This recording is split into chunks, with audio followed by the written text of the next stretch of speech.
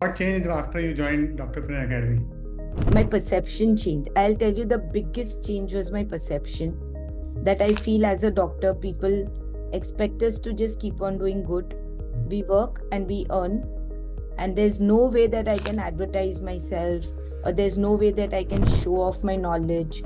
I will not call it show off. There's no way that I can even talk about what we know so much about. The world about yourself. Yeah.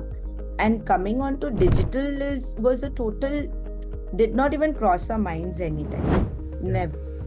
That changed. My perception changed. See, I've yet not got into making all those videos and all, but the perception has changed totally.